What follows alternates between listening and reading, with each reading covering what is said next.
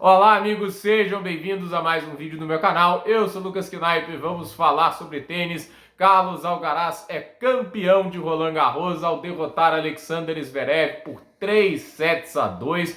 Um jogo que parecia na mão do alemão até depois de como acabou o terceiro set.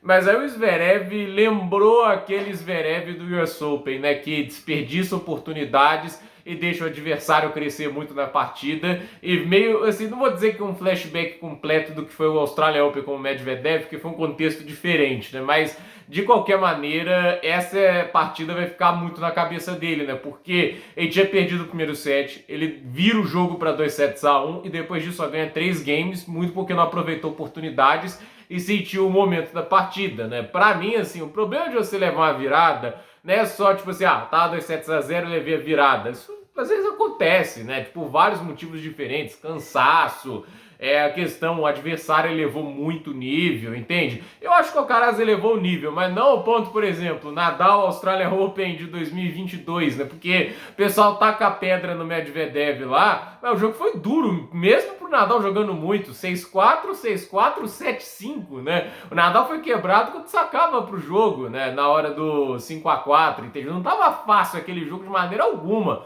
O jogo ainda tava duríssimo. O Nadal não podia baixar o nível porque o Medvedev chegava.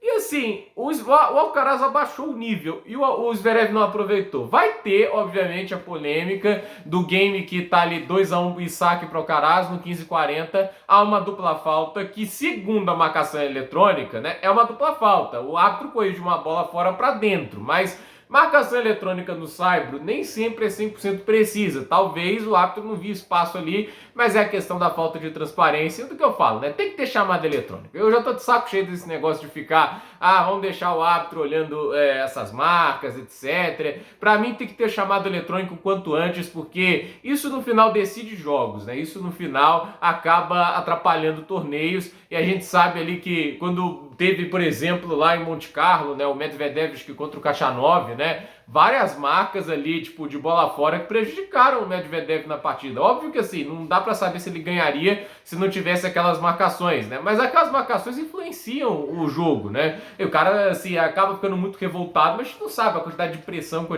que o jogador tá lá. Então, mas de qualquer maneira, não é como se o Zverev tivesse jogado um tênis incrível para justificar que 2-2 ele iria voltar no jogo. É uma possibilidade, mas assim, foi muito fraco o quarto set, né? Não pode isso, né? Eu acho que, por mais que o Alcaraz tenha melhorado o nível dele a partir ali do quarto set pra frente, o que o Zverev abaixou no quarto set é inadmissível. Você não pode perder um set sem confirmar um saque. Ainda mais alguém que tem o saque como uma das grandes qualidades, né? O Zverev, ao meu ver, teve uma performance de saque contra o Ruud maravilhosa. 19 aces contra 4, entende? Foi um nível de saque maravilhoso de quem não foi quebrado do segundo set pra frente, né? E a gente teve um set dele, que foi o segundo, ele sacando super bem. Ele fez um 6-2 sem encarar um breakpoint. Mas o Zverev é isso, né? Ele é uma montanha-russa de emoções. Ele vive altos e baixos, ele já correu o risco de ser eliminado antes do torneio e o Alcaraz é muito mais confiável, né? Não à toa, assim, ele passou o torneio com menos sustos, teve ali o jogo contra o Sinner que poderia ter sido o momento que ele seria eliminado ou não, mas mesmo assim foi com muito menos sustos que o Zverev passou contra um Griekspoor da vida. Então,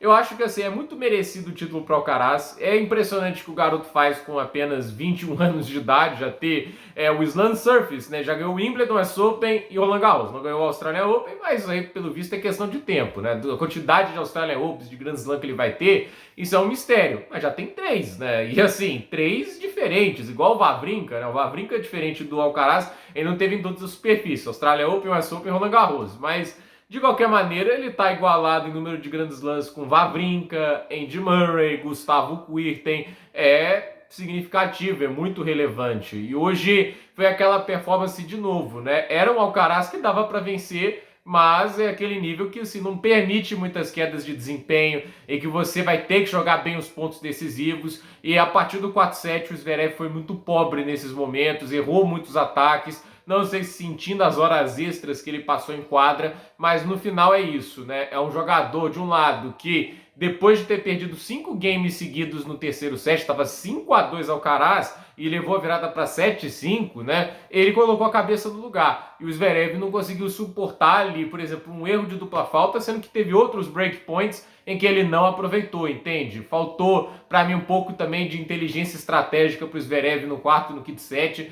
não usou as curtas também, né? Não é como se o Alcaraz, assim, também tivesse perna para chegar em todas as bolas, entende? Assim, por mais que ele tenha se defendido bem, quando você pega o cara desprevenido, às vezes você pode ganhar um ponto, e ali teve um momento que ele foi para um backhand paralelo, era fazer uma curta ali na paralela que ficava bem difícil para o Alcaraz, ele ainda teria tempo para tentar cobrir a quadra, entende?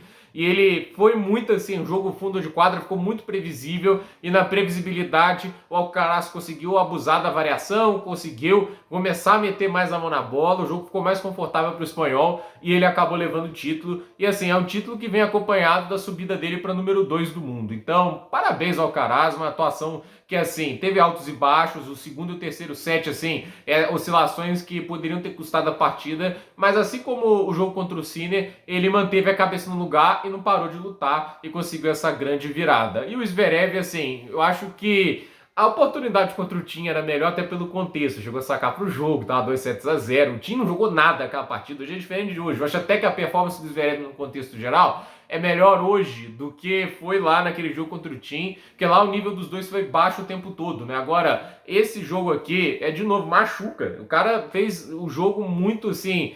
você não espera isso de um campeão de Grand Slam do quarto pro quinto set. Eu ouso dizer aqui, um Daniil Medvedev com 2-1 teria muito mais chance de ganhar esse jogo mesmo no Saibro, né?